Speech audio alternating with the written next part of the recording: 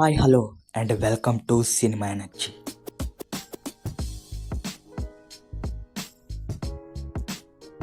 Balayya and Boyapati కాంబోలో వస్తున్న అఖండ 2 నుండి టీజర్ అయితే వచ్చింది. అండ్ బాలయ్య బర్త్డే సందర్భంగా అయితే రిలీజ్ చేశారు. అండ్ చూడడం జరిగింది. నాకైతే విపరీతంగా నచ్చింది. బేసికల్లీ విఎఫ్ఎక్స్ గురించి లాస్ట్లో మాట్లాడతాం. ఇది గుర్తుపెట్టుకోండి. రియల్లీ చెప్పాలంటే టీజర్ చూసినప్పుడు విఎఫ్ఎక్స్ కానీ విలన్ కానీ అండ్ బాలయ్యని చూపించిన విధానం కానీ నాకు పిచ్చగా నచ్చేసింది. టీజర్ లో కనిపించిన హైలైట్ షార్ట్స్ ఏంటి అనేది ప్రతి ఒక్కటి మాట్లాడుకుందాం. లాస్ట్ వరకు చూసేయండి. అండ్ హై ఇచ్చిన సీన్స్ లాట్ ఉన్నాయి. అండ్ అన్నిటి గురించి డిస్కస్ చేసుకుందాం. అఖండ రిఫరెన్స్ కనిపించింది. బట్ వాళ్ళు ఇచ్చిన హైకి అదంతా లాజిక్ లేకుండా తీశారు అనేది నిజమే. బట్ హై ఇచ్చిన రేంజ్ నెక్స్ట్ లెవెల్ ఉంది కాబట్టి ఆ రిఫరెన్స్ ఏమీ నాకు పెద్దగా అనిపించలేదు. ఆ థాటే రాలేదు. మ్యాజిక్ స్ప్రెడ్ చేశారు కదా. బేసికల్లీ టీజర్ లో చూసిన 5 థింగ్స్ మనకి ఏ నచ్చాయో మాట్లాడుతున్నారు.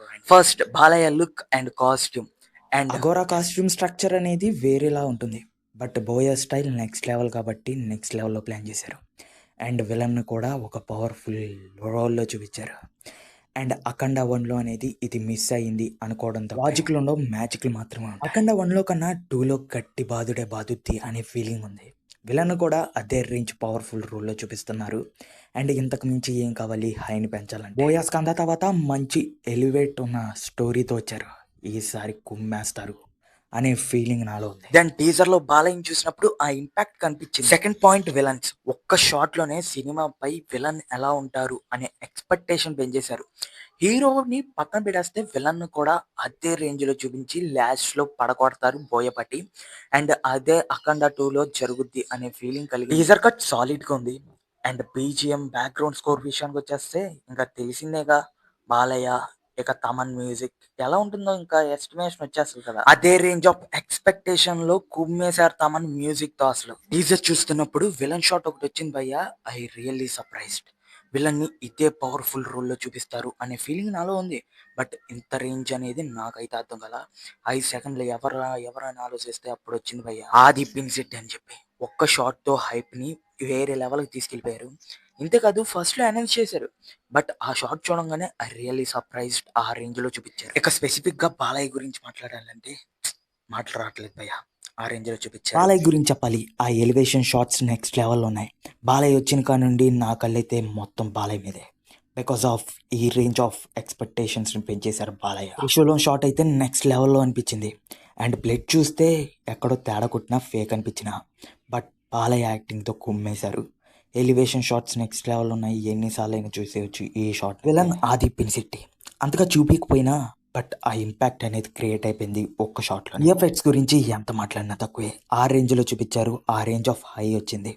ఫస్ట్లోనే హిమాలయ షాట్స్తో మొదలెట్టారు భయ్య. అండ్ ఎక్కడికో తీసుకెళ్ళిపోయారు. బాలయ్య వచ్చిన తర్వాత ఆల్ ఆర్ ఇన్ బాలయ్య అనే ఫీలింగ్ కలిగింది. మన మ్యూజిక్ బీజిఎం ఎర్ర కొట్టేశారు. విఎఫ్ఎక్స్ నెక్స్ట్ లెవెల్ ఉన్నాయి. బాలయ్య తాండవం చూసాం. విలయ తాండవం థియేటర్కి అయితే దసరాకు వచ్చేస్తుంది. అండ్ ఓజీకి గట్టి పోటీ. విలన్ని ఒక షాట్ లో చూపించినా చాలా పవర్ఫుల్ గా చూపించారు. ఆ ఇంపాక్ట్ అనేది స్టోరీలో గట్టిగా ఉంటది అనే ఫీలింగ్ కలిగింది. ఎవరొచ్చినా ఐ డోంట్ కేర్ అంటున్న బాలయ్య ఆ రేంజ్ ఆఫ్ ఎక్స్పెక్టేషన్స్ పెంచేశారు. అండ్ బేసికలీ నాకైతే ఈ షాట్ ఎక్స్ట్రీమ్లీ బూస్ బాంబ్స్ వచ్చేసి అండ్ అల్టిమేట్ అనిపించింది. బాలయ్య నటించిన ప్రతి ఒక్క సీన్లో బూస్ బాంబ్స్ అలా ఫామ్ అయిపోయాయి. నా ఒంటి మీద ఉన్న ఎంటుకలు నెక్కపొడుచుకున్నాయి. ఇకపోతే టీజర్ గురించి ఎంత మాట్లాడుకున్నా తక్కువే. అండ్ ప్రతి ఒక్క షాట్ ఆన్ డాట్ అనిపించింది. హైలైట్ అనిపించిన షార్ట్స్ గురించి మళ్ళీ ఒకసారి డిస్కస్ చేసుకుందాం. ఫస్ట్ షాట్ విఎఫ్ఎక్స్ మీద హై పెంచేసింది. అలా మూవ్ అవుతున్నాగా కొన్ని చోట్ల సీజీఐ గ్రీన్ మ్యాట్ యూస్ చేశారు అనే ఫీలింగ్ కలిగింది. బట్ బాలయ్య అన్నిటిని కవరప్ చేసుకుంటూ వచ్చేస్తూ హైలైట్ గా నిలిచిపోయారు. కానీ విలన్ ని ఒక షాట్ లోనే చూపించారు. కానీ హై అనేది నెక్స్ట్ లెవెల్ లో పెంచేశారు. విషువల్ షాట్ అయితే ఒక రేంజ్ కి వెళ్ళిపోయింది. బట్ హిందీ డబ్బింగ్ కూడా చూడడం జరిగింది. అద్భుతంగా అనిపించింది. అండ్ హిందీ డబ్బింగ్ కూడా బాలయ్య చెప్పారు. విషువల్ ఫైట్ షాట్ లో ఆ బ్లడ్ అనేది రియలిస్టిక్ గా లేదు. ఇంకా మిగతాదంతా బాగుంది అనే ఫీలింగ్ కలిగింది. అండ్ విలన్ చూస్తే రియల్లీ భయం కలుగుతుంది. కానీ బాలయ్యని చూస్తే ధైర్యం పెరుగుతుంది. అలా చూపించారు పోయా. ఈ ఒక్క మాట చాలు పోయా ఎలా చూపించారు అనేది అర్థమైపోతుంది. టీజర్ చూసిన ప్రతి ఒక్కరికి ఒక డౌట్ వస్తుంది, లాజిక్ ఎక్కడ అని చెప్పి. లాజిక్ ఉంటే మ్యాజిక్ ఎక్కడ క్రియేట్ అవుతుంది. అందుకే లాజిక్ ని పక్కకి నెట్టి చూడండి, ఒక హైలో కనిపిస్తుంది. ఫైనల్లీ బోయా అంటారు. నో లాజిక్ ఓన్లీ మ్యాజిక్ అని చెప్పి. కథ సింపుల్, అఖండాకి లింక్ అయ్యే వస్తుంది. పార్ట్ 1 లో ఒక పిల్లకి కష్టం వస్తే నిలబడతాడు కదా, ఇప్పుడు ఆ పిల్ల పెద్దదయ్యి ఆ పిల్ల కష్టం వస్తే ఒక మాట ఇచ్చాడు కదా, దాని మీద బేస్ అయ్యి వస్తుంది. కానీ ఒక బాలయ్యని చూపించారు, రెండో బాలయ్య జైల్లోనే ఉన్నాడా. ఇదంతా తెలియాలంటే మూవీ దిగేయాలి. సెప్టెంబర్ 25th అయితే వచ్చేస్తుంది, చూసుకోండి. హిందీని గట్టిగా ఫోకస్ చేయాలని బాలయ్య డిసైడ్ అయ్యారు. అందుకే అఖండ 2ని నార్త్కి నచ్చేటట్టు తీయాలని అలా ప్లాన్ చేశారు అనే ఫీలింగ్ కలిగింది.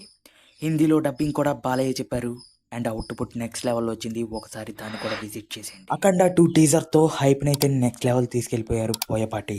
వి meet in next video. Signing off. జై హింద్.